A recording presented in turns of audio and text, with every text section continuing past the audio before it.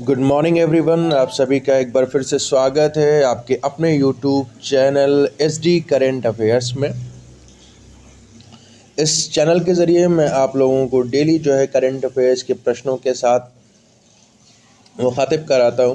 तो चलिए आज शुरू करते हैं 11 दिसंबर 2021 के कुछ महत्वपूर्ण करेंट अफेयर्स के प्रश्नों के साथ। अगर आप मेरे चैनल पर नए हैं तो कृपया मेरे चैनल को सब्सक्राइब करें, वीडियोस को लाइक और शेयर करें और बेल आइकन को भी प्रेस कर दें ताकि आगे आने वाली वीडियोस की नोटिफिकेशंस आपको समय से मिल सके। शुरू करते हैं। आज का पहला प्रश्न लेते हैं। अमेरिकी डॉलर के मुकाबले भारतीय रुपया 16 महीने के सबसे निचले स्तर पर पहुंच गया। ऐसा कितने पैसे की गिरावट के बाद हुआ? देखिए, अमेरिकी डॉलर के मुकाबले जो है हमारा रुपया 16 महीने में जो है सबसे निचले स्तर पे आ गया है। ठीक है, तो भारतीय रुपए में जो है कुछ पैसे की गिरावट के बाद ऐसा हुआ है। तो ऐसा आखिर कितने पैसे की गिरावट के बाद हुआ, प्रश्न ये पूछा गया है आपसे। आपका ऑप्शन है ए 8 पैसे, बी 12 पैसे, सी 15 पैसे और डी 20 पैसे। तो आपका सही आंसर है ए 8 पैसे की गिरावट के बाद ऐसा हुआ। ऑप्शन नंबर ए जो है आपका बिल्कुल सही है। अब देखिए, ओमिक्रॉन वायरस पर बढ़ती चिंताओं के बीच विदेशी फंड के बेरोक टोक बहिर्वाह के कारण भारतीय रुपया जो है गुरुवार को अमेरिकी डॉलर के मुकाबले जो है 16 महीने के निचले स्तर मतलब 75 रुपये 60 पैसे पर आ गया था। ठीक है, भारतीय रुपया शुरुआती कारोबार में 8 पैसे की गिरावट के साथ 16 महीने के निचले स्तर मतलब 75.68 रुपए के स्तर पर आ गया, जो शेयर बाजार में लगातार विदेशी मुद्रा बहिर्वाह के नुकसान के कारण वो मतलब समझते हैं ना, आउटफ्लो जो होता है करेंसी का, उसकी वजह से बहिर्वाह का मतलब आउटफ्लो, उसकी वजह से ऐसा हुआ है। ठीक है, कि हमारा रुपया जो है 16 महीने के निचले स्तर पर आ गिरा। चलिए अगला प्रश्न लेते हैं। प्रधानमंत्री नरेंद्र मोदी 11 दिसंबर 2021 को मतलब आज उत्तर प्रदेश के किस जिले में 9,802 करोड़ रुपए की लागत की सरयू नहर राष्ट्रीय परियोजना का उद्घाटन करेंगे? उत्तर प्रदेश के किस जिले में, इसका ध्यान रखिएगा। आपका ऑप्शन है ए बलरामपुर, सी अमेठी, सॉरी यहाँ पे बी होना चाहिए, माफ़ कीजिएगा, सी मऊनाथ भंजन या डी सुल्तानपुर। ठीक है, तो आपका जो सही आंसर है यहाँ पे कि जो 9,802 करोड़ रुपए की लागत की जो सरयू नहर राष्ट्रीय परियोजना का जो उद्घाटन होने वाला है वो उत्तर प्रदेश के ज़िले बलरामपुर में ये कार्य प्रधानमंत्री श्री नरेंद्र मोदी जी के द्वारा होने वाला है। ठीक है, अब देखिए, इस परियोजना के दौरान जो इस परियोजना का उद्घाटन नरेंद्र मोदी जी करेंगे, इस दौरान उत्तर प्रदेश के सीएम योगी आदित्यनाथ ने 9 दिसंबर को बलरामपुर में प्रधानमंत्री नरेंद्र मोदी के दौरे से पहले तैयारियों का निरीक्षण किया था और अधिकारियों के साथ बैठक भी की थी। ठीक है, अब देखिए, बताया ये जा रहा है कि सरयू नहर राष्ट्रीय परियोजना के फलस्वरूप 14 लाख हेक्टेयर से अधिक भूमि की सिंचाई हो सकेगी। ठीक है, जो सिंचाई की समस्या है, ठीक है, उससे हमको निजात मिल जाएगी वहाँ पे 14 लाख हेक्टेयर भूमि पे। उसके बाद इस परियोजना से बहराइच गोरखपुर को जोड़ने वाले 9 जिलों का फायदा होगा। इसका भी ध्यान रखना है, कितने जिलों का? 9 जिलों का इसमें फायदा होगा। इससे लगभग 14.5 लाख हेक्टेयर की सिंचाई की जा सकेगी। मीडिया रिपोर्ट के अनुसार पिछले 40 साल से रुकी इस परियोजना को पिछले लगभग 5 साल में पूरा कराया गया है। ठीक है,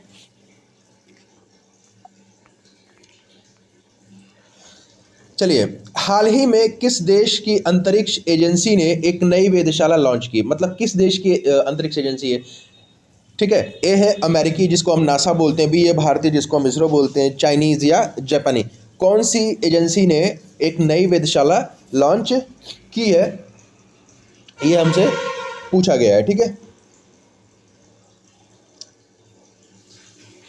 आपके ऑप्शन है ए अमेरिकी, बी भारतीय, सी चीनी या डी जापानी। तो इसका सही आंसर है ए अमेरिकी। अमेरिकी जो एजेंसी है नासा ना, उसने, ठीक है, देखिए, अमेरिका की अंतरिक्ष एजेंसी नासा ने 9 दिसंबर 2021 को एक नए एक्सरे मिशन, याद रखिएगा, एक्सरे मिशन,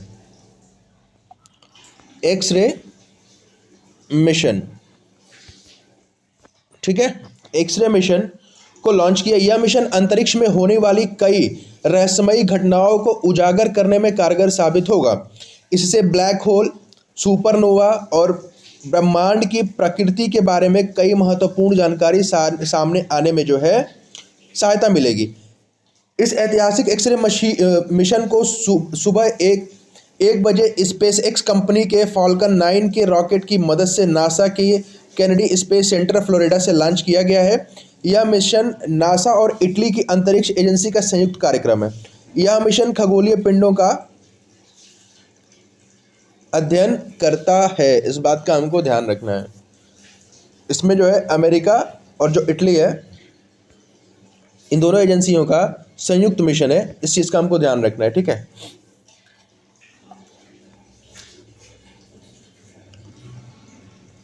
अगला प्रश्न है, ओलाफ स्कॉल्स कहाँ के चांसलर बने हैं? ओलाफ स्कॉल्स कहाँ के चांसलर बने हैं, हमसे ये पूछा गया। आपका ऑप्शन है A Germany, B Japan, C England या डी कनाडा। तो मैं आपको बता दूं कि जो ओलाफ स्कॉल्स हैं उन्होंने एंजेला मर्केल की जगह ली है, जो कि पहले जर्मनी की चांसलर हुआ करती थी, ठीक है। तो उनकी जगह जो है अब ओलाफ स्कॉल्स ने ले ली है। देखिए, जर्मनी की संसद ने 8 दिसंबर 2021 को द्वितीय विश्व युद्ध के बाद के 9वें चांसलर के तौर पर ओलाफ स्कॉल्स को चुना। एक बात का हमको ये ध्यान देना है कि जो ओलाफ स्कॉल्स हैं ये 9वें नंबर के हैं, 9वें नंबर, ठीक है। 9वें नंबर के ये चांसलर हैं। कितने नंबर के? 9वें नंबर के। और इनको नियुक्त किया गया है एंजेला मर्केल के बाद जर्मनी में, ठीक है। एंजेला मर्केल के 16 साल के कार्यकाल के बाद ओलाफ स्कॉल्स ने जर्मनी के लिए एक नए युग की शुरुआत की है, ठीक है। ओलाफ स्कॉल्स की सरकार ने जर्मनी के आधुनिकीकरण और जलवायु परिवर्तन का मुकाबला करने की उच्च आशाओं के साथ पदभार ग्रहण किया है। हालांकि जर्मनी अभी कोविड-19 महामारी से निपटने की तत्काल चुनौती का सामना कर रहा है, ये हम सबको पता है, ठीक है। अगला प्रश्न है, केंद्रीय बिजली मंत्री आर.के. सिंह ने कितने करोड़ रुपए की 23 अंतर्राज्यीय पारेषण प्रणालियों को मंजूरी दे दी है?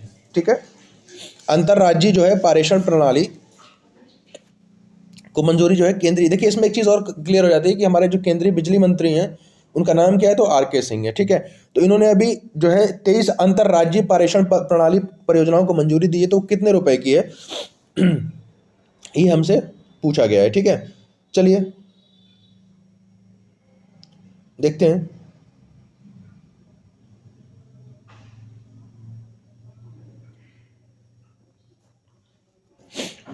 25,893 करोड़, 15,893 करोड़, 19,893 करोड़ या 34,893 करोड़।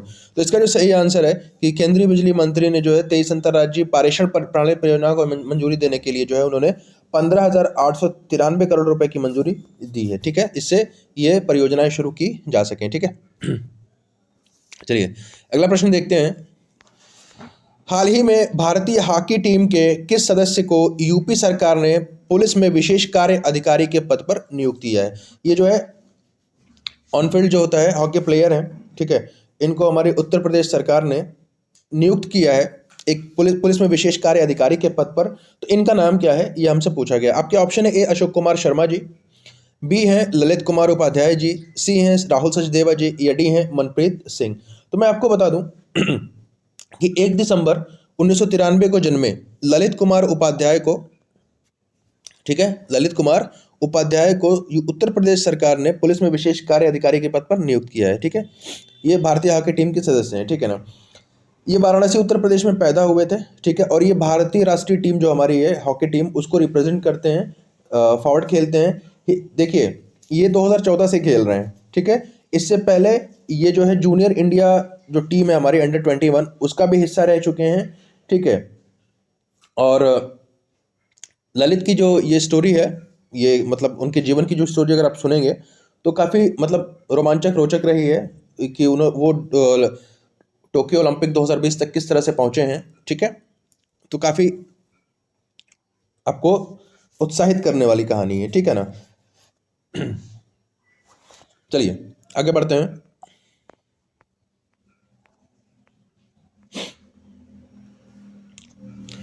एशिया पावर इंडेक्स 2021 में भारत को निम्न में से कौन सा स्थान प्राप्त हुआ है? आपके ऑप्शन है ए चौथा, बी पहला, सी तीसरा या डी इनमें से कोई नहीं। तो एशिया पावर इंडेक्स 2021 के अनुसार भारत को इसमें से जो है चौथा स्थान प्राप्त हुआ है। ठीक है, इसकी मैं व्याख्या करता हूँ।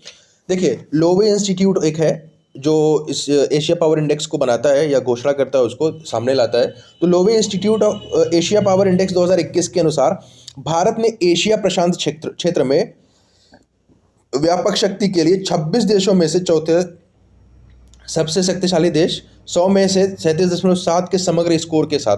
ठीक है, 26 में से 26 देशों में चौथा सबसे देश मतलब शक्तिशाली देश इसको माना गया है। ठीक है, अब आप मुझे कमेंट करिएगा कि पहला, दूसरा, तीसरा सबसे शक्तिशाली देश कौन है एशिया पावर इंडेक्स 2021 के अनुसार। फिलहाल तो हम भारत की बात करेंगे, चौथे स्थान पे।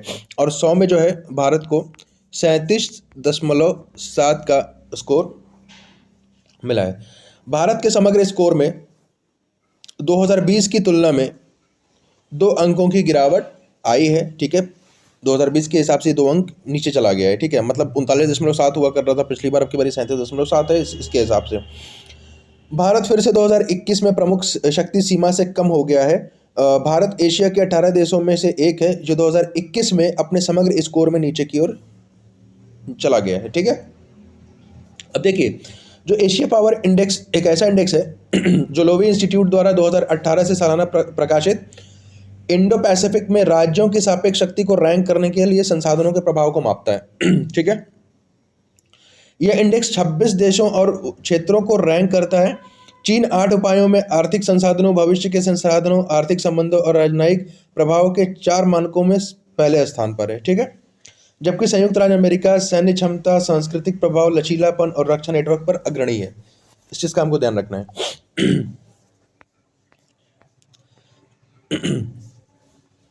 अगला प्रश्न है, किस संस्था ने हाल ही में अंतर्राष्ट्रीय सौर गठबंधन इंटरनेशनल सोलर अलायंस को पर्यवेक्षक का दर्जा दिया है? ठीक है, पर्यवेक्षक का दर्जा दिया है। आपके ऑप्शन है ए विश्व बैंक, बी विश्व व्यापार संगठन, सी विश्व स्वास्थ्य संगठन या डी है संयुक्त राष्ट्र महासभा। तो इसका सही आंसर जो है कि वो संस्था जिसने हाल ही में अंतर्राष्ट्रीय जो सौर गठबंधन इंटरनेशनल सोलर अलायंस को पर्यवेक्षक का दर्जा दिया है वो है डी संयुक्त राष्ट्र महासभा। ठीक है, संयुक्त राष्ट्र महासभा ने अंतर्राष्ट्रीय सौर गठबंधन को पर्यवेक्षक का दर्जा दिया है। संयुक्त राष्ट्र में भारत के अस्थायी राजदूत टी.एस. तिरुमूर्ति ने इसे ऐतिहासिक करार देते हुए अंतर्राष्ट्रीय सौर गठबंधन वैश्विक ऊर्जा वृद्धि और विकास को लाभ पहुंचाने हेतु साझेदारी के माध्यम से सकारात्मक वैश्विक जलवायु कार्रवाई का एक उदाहरण बन गया है। ठीक है,